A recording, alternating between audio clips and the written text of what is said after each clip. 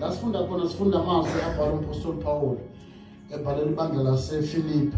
Ibandla laseFilipi laqala abantu besifazane. Ngokomthetho wamaJuda lalingafumeki ibandla if bebengekho abantu besilisa abawu-12. So ke eFilipi ke bebengekho amadoda ayo-12. So ke lithi iBhayibheli kwakhona besifazane bebevamise ukuthandaza ngasemfuleni.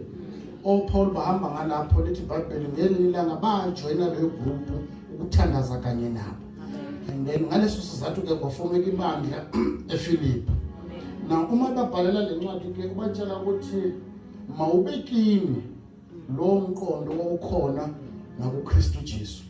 In other words, ningafundi ngawo, ningabi nolwazi ngawo, kodwa akube lento ukuthi nani niba yiyo lento uJesu wayeyiyona. Mawubekini lo mqondo owukhona nakuKristu Jesu inkosi yethu. Besathi uPaul ke wayethi uNkulunkulu uKristu wakhumula ubuNkulunkulu bakhe ngokubeka eceleni wazenza inceku kodwa angasiyona inceku. Lithi iBhayibheli ke esezehlisile kuNkulunkuluwini wazenza umuntu engasena umuntu wabekezela. Ukubekezela kwakhe ke kwamlidela ekufeni ukufa kwehlazo. Wafisa kwesigebengu wafa njengomdlenguli angasiye. Nangizwa bazalwane. Now lithi ke iBhayibheli lo mqondo ke mawubekini. Nangizwa bazalwane. Kanti uphi umqondo uJesu wayenawo? uJesu wayespend isikhathi eside emthandazweni, espend isikhathi esincane nokuinterviewana namadimoni. Kodwa umqondo esinawo namhlanje isikhathi esiningi siyawa interview amadimoni emthandazweni ngathi siyafudumeza ku microwave. uJesu wayespend isikhathi 5 hours emthandazweni ngo5 ekseni afika ajoin abafundi beshumayela. Thina isikhathi esiningi sisispenda sikhuluma ngelimi emthandazweni sivakasha ngathi siyo register ukuvota. Now ke uthi uPaul ke ukuze nikwazi ukusurvive thatha umqondo kaJesu ukuthi lithi iBhayibheli wabanjwa around 2 o'clock emini washawa kwase kwasekuseni. Abamshayayo lithi iBhayibheli baphuza utshwala ukuze bangamzweli ekushayeni kwakhe. Uthi uMprofeti Isaya ke uthi wayelinyiwe emhlana ngemuva kokubonakala amathambo akhe. Kwathi elinyiwe enjalo ekuseni bamthwesa isiphambano it was 60 kg ukusinda kwaso. Wanyusa intaba eseGolgotha. Lithi iBhayibheli ephezulu eGolgotha simuzwa ethi baba bathethelele ngoba isizathu sokwenza lokho abakwenzayo benziswa ukuthi abanalo ulwazi. Besathi uPaul ke ukube bebenalo ulwazi emcacile ngabe uKristu abambethelanga ngoba ukumbethela kwakhe benza ukuthi insindiso yanda kakhulu. Nakoma enenge siphambanile emveni ukuthi elinyiwe uthi Isaya meprofeti ngoJesu uthi ngisho nobuso bakhe babungabonakali nje. Isithunywa sami siyabalela bafethu lapho. Amen. Sivela sibaleke into isithunywa sami. Amen bazalwane. Now ke uma eleke uJesu siphambanile emveni kokulinywa emveni kokushawa kuthiwa ke wathi esesiphambanile athi baba bathethelele. Now uthi uPaul ke lowo mqondo wokuthethelela emveni kokushawa emveni kokulinyazwa mawubeki kuphi bazalwane mawubeki sandelwa abazalwane namhlanje abafuze oMoses nabafuze oPaul kanti akumelanga sifuze oPaul noMoses kumele sifuze uKristu. Besambhalo eHebheru athi njengoba kunamamukela uKristu hambani nikuye nigcilile nakhiwe. Athi umbhalo eHebheru hambani nibheke kuye engumqalisi nomphelelisi wokholwa kwenu. Amen. Mawubekini lo mqondo owukhona nakubazalwane nakuKristu Jesu. Ngelinye ilanga basethempelini kuyonikelwa. Kunalo mzalwane lo wayegcina isikhwama lithi abafundi beBhayibheli bathi uJuda wayeseyidlile imali yomnikelo. Uma kokumele kuyonikelwa uJesu wangam-expose uJuda ukuthi esikhwameni imali ayisekho. Wathuma uPetru uhamba uye olwandle uyobamba inhlanzi uthatha imali yomnikelo. Kuthiwa uPetru wakhomplena indlela yokuthi isiphi isizathu senza ukuthi siyolwandle sofunana nemnikelo ngoba isikhwameni ikhona imali kanti uPetru wayengazi ukuthi esikhwameni imali ayisekho. uJesu wamkhava uJuda ukuthi sekubhedile esikhwameni. Namhlanje sangena abazalwane abatshelethula noma abajatshuliswa ukwambula ubuthakathaka babanye abantu. Mawubekile lo mqondo owawukhona nakuKristu Jesu owayethe uNkulunkulu wakhuluma uNkulunkulu. Thanini amen. Uyabona mawufuna ukukholwa kahle wonke uyibuza ukuthi mhla ungena eyimeni wayibuza ukuthi ukube uJesu okulesisimo ngaba wenza njani. Awubekile lo mqondo wakuphi bazalwane? WakuKristu Jesu. Mina ngiphikisi lentweni momnyathikazi, ngiphikisi lentweni ukuthi ingubo kaJesu yayidula, ngiphikisi inhlobo sidala bodokotela babo. Kodwa lithi iBhayibheli uma uJesu azobanjwa kwakudingakala uJuda azomkhomba ukuthi phakathi kwabafundi nabo lokho kukodwa anginanda ukuthi theory lokho kukodwa kuyangifundisa ukuthi uJesu labafundi bebefana. Namhlanje ababuza befundisa imongela kuyathatha ukuthi nangu umgcotshwa kaNkulunkulu. Thanini amen. Mawufika ebandleni kaKristu uyababona abasebenza nabangasebenzi.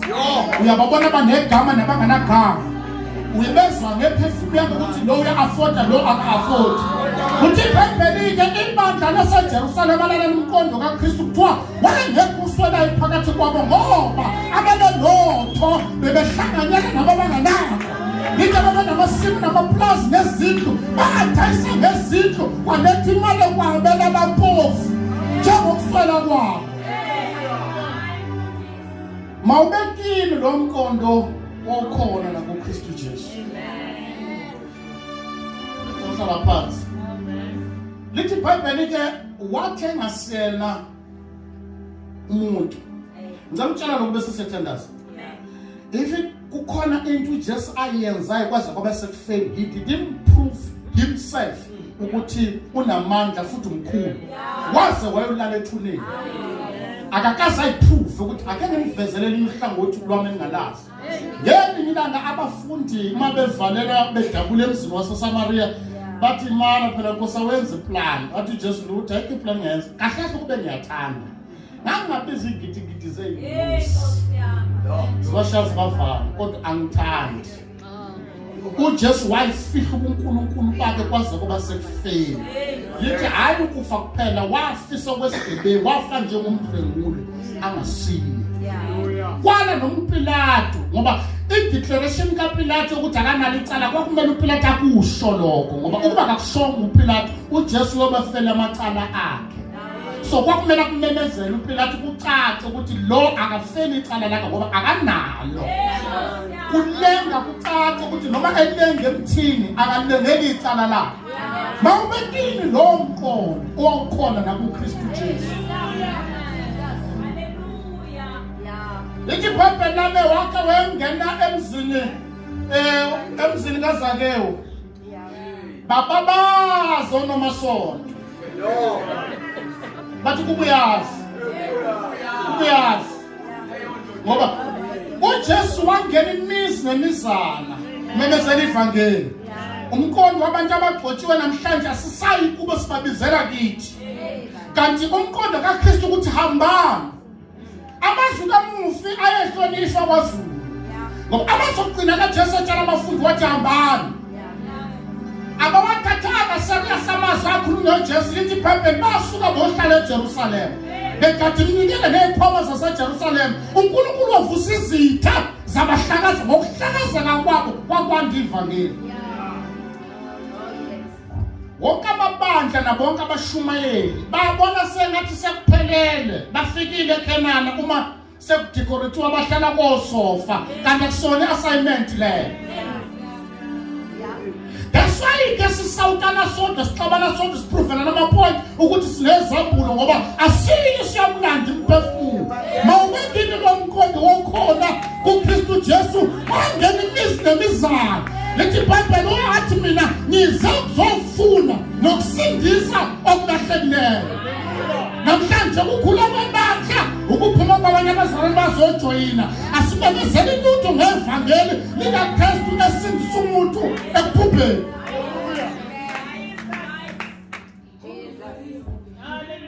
Amen. Manina ake ngisho lento ngihlaleni phansi angazi ukuthi ishuswani kodwa ikhona yavuka emaminithini la engqondweni yami. Yabona libandla esiyilona thina lelo yilo nawo. Kungenzeka ukuthi ngelinye ilanga uphapha endaweni efudumele ngoba ukukholwa akuchazwa ngama-chorus namavesi nokugqoka kahle no-3 piece. Uthi iBhayibheli ke uma abantu bekholwa njengokusho kwembhalo esiswini sabe kuyogobhoza imifula yamanzi ngoba ngelinye ilanga sonke sazoma phambi kukaNkulunkulu silanda ukuthi simbonile khona nanenza kahle kodwa nani ukuthatha apho ngoba anishongo okwashiwo yimina. uPaul ke wahlala eEfesu for 3.5 years, 3 years eEfesu. Mafunda chapter 20 lithi iBhayibheli mayise bavalesi wabiza ama-elder wahlala nawe eMelika. Lithi iBhayibheli wasebavalesi bazalwane hleli nani for 3 years angifisanga golide ngasilvaleni. Kodwa basengihamba khona beyongena emveni kwenu.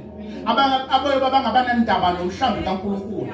Kuverse number 35 wathi khona ukuthi kodwa ke ekukholweni kwethu sikhumbuleni amazwi akhulunywa inkosi yethu uJesu ukuthi sibusisiwe isandla esiphayo kunalesi samukelayo.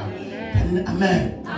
Ibandla likaKristu lesikhonza kulona namhlanje bangamaqili ngale ndlela yokuthi uma wakhe wathi kubona udinga usizo noma ingane yakho ilambile bathi bazokuthandazisa awudingi umthandazo ngoba ngelinye ilanga lithi iBhayibheli uJesu hamba nabafundi bathi bazowelela ngaphesha sekuhwalele wathi uFilipi wavukwa into akathi bajikise sekuhlwile wathi bajikisa bayaphi bahlala phansi banikeza ukudla. Ngapha ukudla hayi amavesi ukudla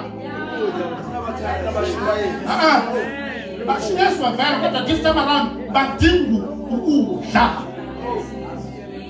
Wathi Philip uJesu yasukela phela phela lutho lantu basimele. Amen.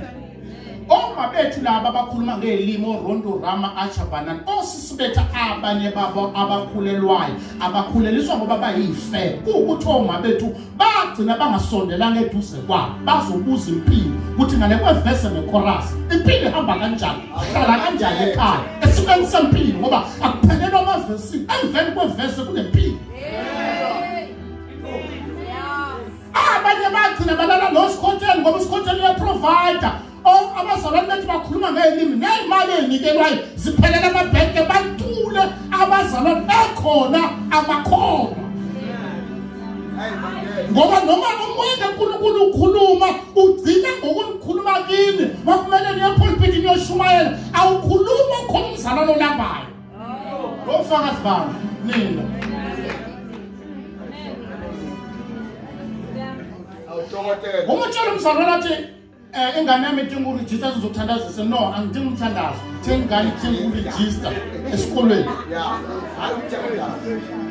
uzokutshela mhlawumbe ufuna umthandazo this time around ufuna imali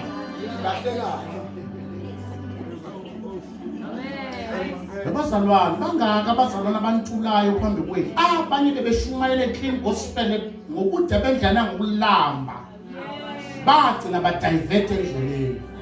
Nalaba abasizayo bagcina bacontrol bakufundisa ukukhuluma ngoba wondliwa yibo.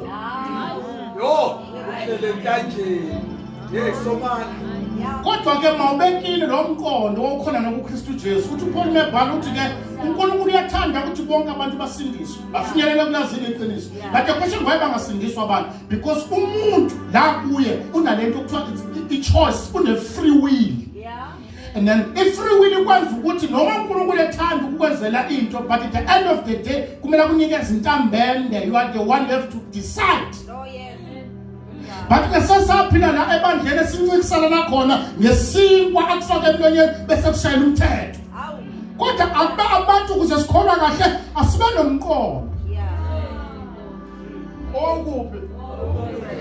Nina nemqondo yamabandla ene nabafundisi benu okaKristu nawo. Dokotela.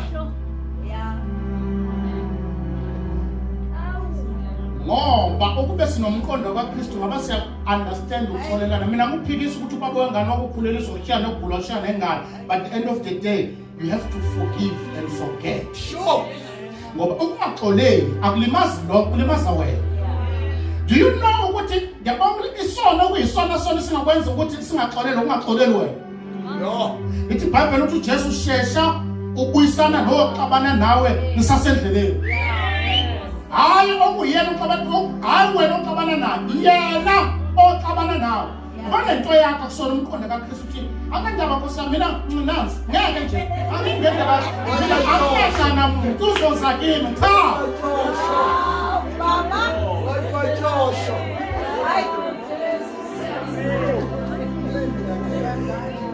mama mina ngikutshela mama ngelusa ngiyebuka lento ngizombamba kusho bona ngizombamba ngelindanga loba lodwa usuku loduma ngiphambana ngiyombamba ngoba abantu bagcina bayincoma ngento othi uma ubuka iBhayibheli ubona ihlathi ngoba lithi iBhayibheli ulaka lisayifubeni zane zeyihula ngoba njengoba uyincoma ukuthi straight talker awukho straight talker wena awunawo umqondo kaKristu. Paul webhala chapter 12 futhi ngalokho ke ingqondo yena ikhukule and akwenzeka ukuthi into mayiguquliwe iba yintsha. So according to chapter 12 futhi ingqondo yena ayibuyela back to the garden of Eden. So uma senake nabuyela lapha niyokwazi ukuhlolisisa the purpose and the plan of God kusukela eqaleni. Now uma ingqondo yena yakhe yabuyela lapha niyokwazi ukuthi uNkulunkulu udinga ini ngawo. Ngicela ukuhlabela nje mahala hamba ukumnikeza nje nenkomo vela kuncengela ukuthi ngiyahamba. Usuku ungakholwa ngiyahlabela impela mina usuku ungakholwa nje inhlobo sidala uma kumntwana kaNkulunkulu osindisiwe osebenzayo singekho nesalikazi esonto sithengiseka lempuphu awukholwa. Ngihlabele futhi mamnyethikazi ngokomlando kaNkulunkulu ungalandela noma liphi verse ongalithanda. uNkulunkulu ayikho into asukayenzela umuntu ngenhloso okwenzela yena. Cha. Uma uNkulunkulu asika noma yini ongayicabanga uma suka kwenzela into usuke ethemba abantu abathile usuke ethembe wena nabantu abathile ukuthi uma ngake ngamnikeza imali lo true lo khona ngeke abantu abangadlili. Kuyiphutha lento yakho yokusebenza uyicabangela wena nezingane zakho. Kunabantu kumele beyoregister manje anazi nokuthi baregister nini. Nibaklama uma sebaqeda ukufunda isikole ukuthi ingane zale ekhaya. Ezinye silala ngamanzi emaresi ingane. Ekhona abazalwane basindisiwe. Sigcina ezikolweni ngoba nomama lokuthiwa mama abanye bethu sazalelwa emakhaya singanabo obaba singanabo nomama. Sasithemba ukuthi basifika ebukhoneni benkosi sothola mama sibatholanga. Sathola mama abahlala endabeni abasihlebayo kunokuthi basikhona. Mawubeke lo mkono okhona ngoKristu Jesu. Dokotela. Ngagcina nini? Thanini amen. Kuyibhadi ke ukuthi wena uyasebenza kodwa akekho noyedwa. Hey, mamnyethikazi. Thina sasindiswa ngaleza ikhathi kokhona obhuti sanda kusindiswa bathi mfana umbona makuphela inyawo ugqoka sesibani. Niyabazi kanibani? Sobo. Anbazi inhlobo. Yabona nje mhlawumbe una 20 page athi uyifola suka le ekhoneni le uzofika le kunosisi emkhonza naye akanaye no 1 page. Nina ngamaqili nina nikhona. Nina amaqili phela. Ene ngiyahlabela nje 100 uye endaweni esidumela ngalempilo ephila. Thina sasikhona nobhuti athi mfana wami ungibona kupheleni kwenyanga uhlangana edrobheni aye town afika ukuthengela icathula ukuthengela ibhlukwe akuthengela isikipha athi qhubeka mfana womkhonza inkosi athi bamba nangu 50 rand. Sasikhona nabazalwane bakuyo kuma conference asukuma bazalwane zokhokela abantu abawu5 hayi bahlobene nabo hayi zibenza izithutha ngoba wazi ukuthi enginake ngishela ngengena asinabo manje. Thanini amen mofuna. Esinabo mamnyethikazi namhlanje osisibethe abasebenzayo ukuze ubudlelwane bakho nabo kube right kumele ube isithutha sakhe. Laba abasebenzayo kumele ube ngisho yini angekuvela mina lana sibongela lutho sincane lutho ngade kodwa ngicela ulift kodwa ngibona ukuthi soxabana masisibile. Ayasala bakithi. Manengo zalo sengicela. Ngeke ngihlale phansi. Kulabo bazalwane bethu siphila nabo namhlanje ukuze ube right kofuna wena ube umuntu ongenamaplane empilo. Ne? So that ukwazi wena ukusurvive ngenxa yakho. Uma thi ngiphelekezele eThekwini ungathi ubhizi. And nesajani. Mufisha basisabana ngemoto abasebenza kahle ungabi busy. Uma ekufuna. Uma uhlalo available. Usizo lwethu silithola kini linama terms and conditions. Mangatholakali vele sowuvalile impompi yokuphila. Lokho ugcina ngokwenza kubazalwane lokwenza nabo ukwenza nasekhaya kini. Ukuthi umama wakho kuzala kumele uwashele impahla ukuthi umthengele igross. Ubhuti wakho kumele akuwashele imoto ukuze umthengele utshwala. Uyiphi wena khona? Akekho phumatoli ke la. Unesibindi ukuthengisa umama okuzalayo. Yini phela ubhotshisile ekhaya ukudla nya. Bazalwane. Mawubekini lo mkhono. Ngoba uKristu Jesu wethe uNkulunkulu. Angibazalwana sikade ngihlele phansi. Ukuyithoba ngoza baba. Thaleni amen ngisakhona. Ukuyithoba sikhona ukuhlikihla izandla. Nokuhlanganisa amadolo nokukhuluma ngephimbo elincane Nkosi yami siyaphila. Cha. Awukosi yabakethu. Cha. Akusekusona. Cha. Akusukusho ushintsha amavoice ukukhuluma. Ngoba namanye amavoice manje la omama bethu abangamaqili ababhemile banamanye amavoice mabela. Banamanye amavoice mabela pha, banamanye amavoice emphakathini. Afuyithoba ukuyithoba ukuze ehlise endaweni obelonga kuyona ube sendaweni ongabelongi kuyo. Bese mathi ulapho futhi ungayiprove ukuthi awubelongi lapho.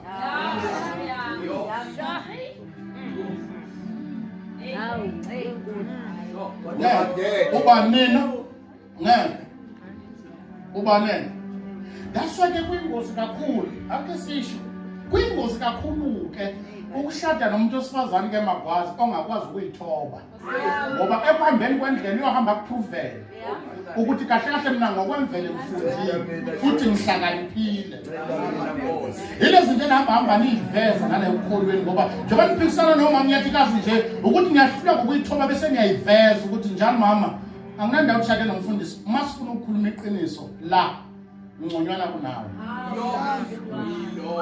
kodwa ke ake nibe nomqondo owubazalwane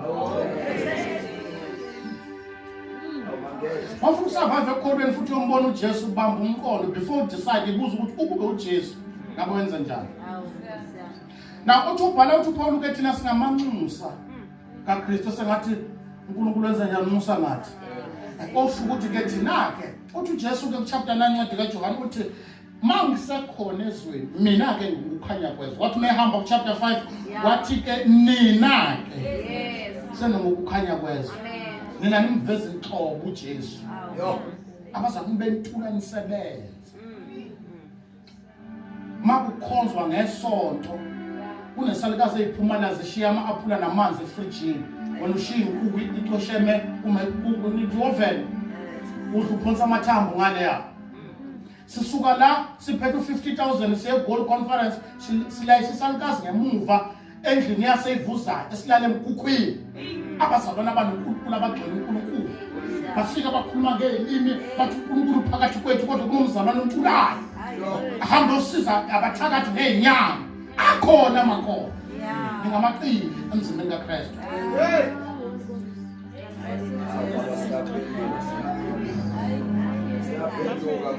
Ukhoza utshekelwa yizicathulo kunendala esikhonza naso siyafunda amabhluku adabukile bakhona osisibenza abasebenzayo bakhona omama bakhona obhuti ngeke kule noma yothenga isinkwa ngeke athengele isankazi asazi ukuhlala sodwa kodwa uyakhona amanga ukhona ngiyakutshela awukholwa ngoba uthi uJesu chapter 24 right na uthi masengibuya ngiyothi kwabanye ngangilambile angigcinanga ngokulamba ngangambazi futhi angigcinanga lapho ngigcina ngabasesibhedlela angigcinanga lapho nasejele ngafika angikaze naba nendaba nami lithi iBhayibheli bayobuza ukuthi Nkosi wawulamba ukuphi athi kulamba ke ekwenze kwabancinyana ukwenzile kimi awuyithathi sela singakunakekela abantu ibaluleke kakhulu leyo ndaba ibaluleke kuma-high heel yakho neperfume uzonuka la phambili uthi nginuka kamnandi bengivume esontweni.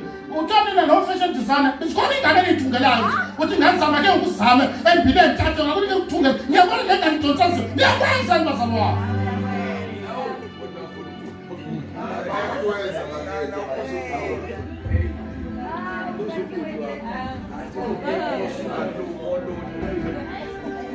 Amqadi bazalo hlala amen. Siyafisa bazalwane emzimbeni kaKristu ukuthi abantu into ezosenza silekelele ngoba ezuna kungenwa ngamavesi nama-chorus. Ngeke kungena ngokuthi uhambe kanjani. U-aplaya kuma-principle ngoba nawo lamasonto ethu agcwele la wonke umuntu oyimele uyanota senzi lona izwi senza imikhuba yanelizwi ezisikhathi esiphila kusona. Namhlanje manje ufuna ukushada ebandleni ukhombe bekwazi uma umntetikazi ushaya chorus uklina la ucentala uma ufuna ukushada bazokubuza umbuzo outhi unamalini unamalini nje ngoba ekhaya. iBhayibheli lithi umfazi uvela kuJehova kodwa inkomo zifa evela kubazali. Asinabo thina abazali yibo uma umntetikazi ngasibuza ama-bank statement ngo yini okumele nisikele amen.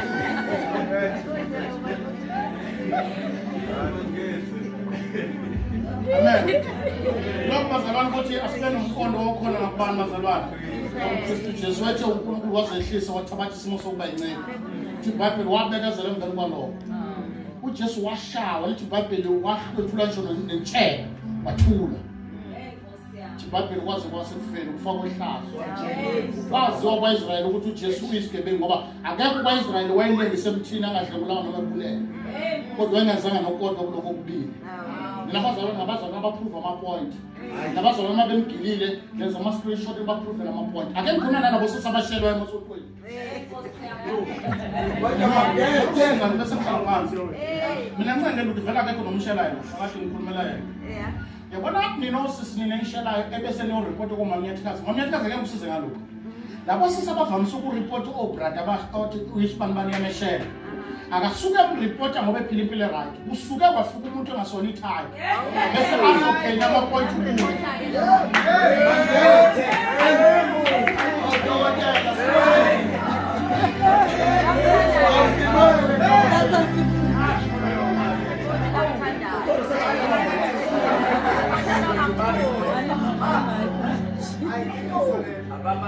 Ngaphinda futhi bakwazi kwabona khona nje ubrada noma insizwa nje ngoba osisibethi vela nabe sebabhisi nabantu abangakho nina nawo umqondo kaKristu osisibethu ngoba bona nje wangathi yingilosi babhisi nabafana abangakholwa abajuphile emzimbeni bafaka ama-T-backs ney'ntambo kanti basebenza kwesikole bajolana bona laba abasindisiwe kunesibindi esinenyongo eceleni.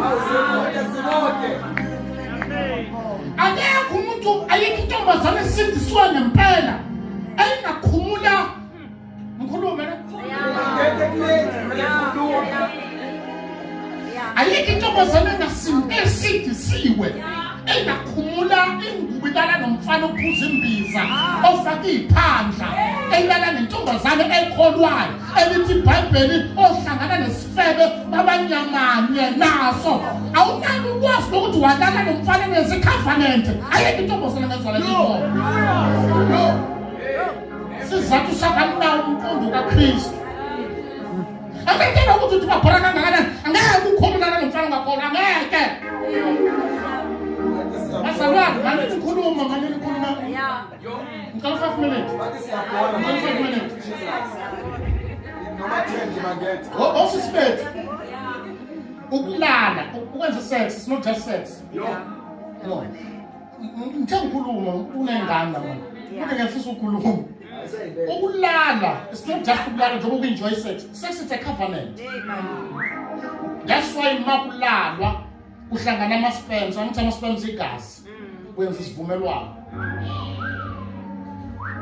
Njengoba namba babhalala nje ukuthi abakwazi, ababoboni. Wenza ama-covenant. Ngikutshela iqiniso kuKristu. In the Old Testament, bawuyenza isivumelwano kokufunakala igazi. That's why noNkulunkulu menza icovenant abantwana bakweZisrayeli. Kwadingakala ukubulewa isilwane. Lithi iBhayibheli wafafazela wathi yenza isivumelwano nesizwe sakweZisrayeli. In the New Testament, lithi iBhayibheli wabanikeza iwayini athi leli igazi lami amaninzi bazalwane.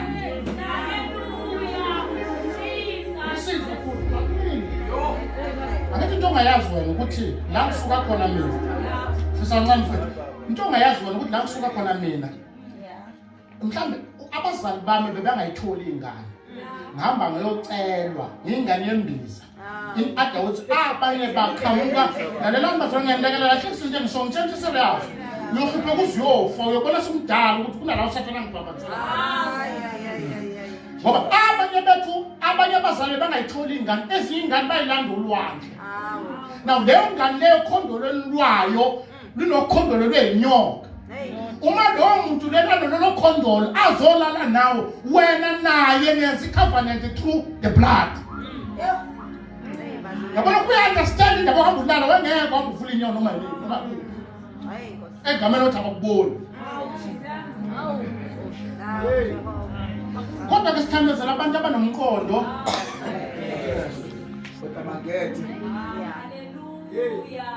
Amen. Uma singathola bazalwane ngangizele yabona la ibandleni la ibandla eli right ngoba nabo sisifethu laba bavutha babuye bebehlaza futhi. Wena sezandla phezulu la unjalo umbuzo lona. Washazandla nasekhaya. Hayi baba. Alahleka amaphoyisa. Ngicela ukundekelela bazalwane. Yabona ke bandle ibandla liba right manje namantombazana ayiphethe kahle. Awunandawo noma insizwe zabhabhalala. Oh, amantombazana mayiphethe kahle akulula ukuyishela intombazana mawuyazi. Noma obrada ufaka bahamba benzani kodwa bodina benkonda ngoba ayikho intombazana ongavelishika uyayazi. Kodwa kwabhetha intombazana ayibhekezelele intombazana mase kufuna kahle. Kodwa intombazana iphethe kahle insizwe igcina iqonda. Amen. Mina ukubathembekile emphakathini ziningi insizwe zimishela ngoba seyila. Inkinga singekho la ukuthi ngiyayikoma.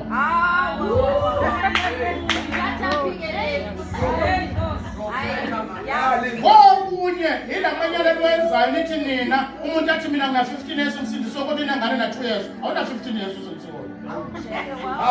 Awuna 15 years usindiswa ingane na 2 years ufike nini? Khathe uthi 15 years. Dawuna 3 months emveni kokufunda kwakho usindisiwe.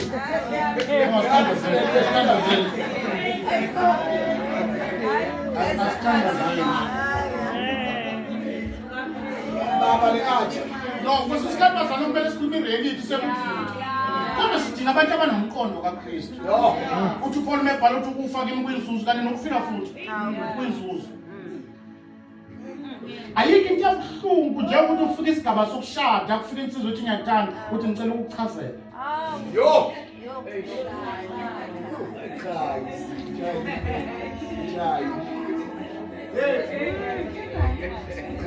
Wathi yini athi kwenze njani lo story. Kusho mama yangani mawembuza baba kaBoy. Ubaba kaBoy uthi lo story.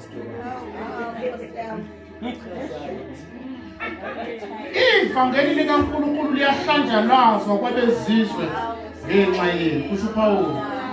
Uthi mina ngitshela abanye ukuthi bangebi nina niyeba. Nanandaba ukuthi bakhohlisa bathini uyulula kakhulu anandaba lokho kwakuwela umfana ongakholwa angeke ulula kakhulu manje uyayilulaza ngempela awungeke mina ngivamisa ukutshela abantu intombazane engakholwa wathi inhle kangakanani ngeke imbi engakholwa angeke imbi kabi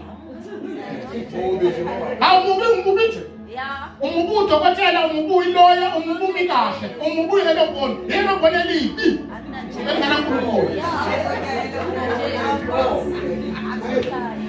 noma indolemazi embi kodwa sisithi namdayisa uNkulunkulu nini emphakathini yabona nje la bonke abanengane wathi usukumani 1% nje othi unengane umuntu angakholwa umuntu okholwayo bakhulela so tax drive sure simane nyawo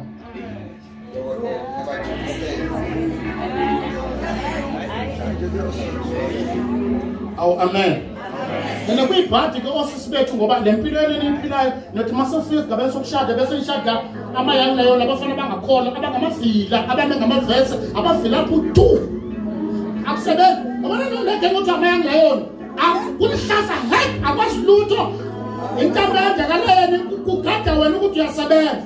Abafika labafana babhesi kama 6 to 6 abanandaba nokucreate ukusasana.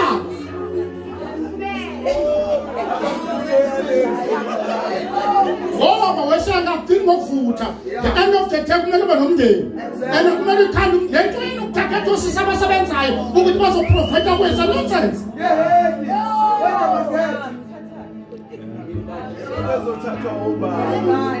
Yeah, ke bafowethu. Yabona sisithi balinyazwa yibo magwaza nabo ngoba bangangabafesa nokuthupisa abanamabhlom. Kodwa banendaba yokuphetha imndeni yabo.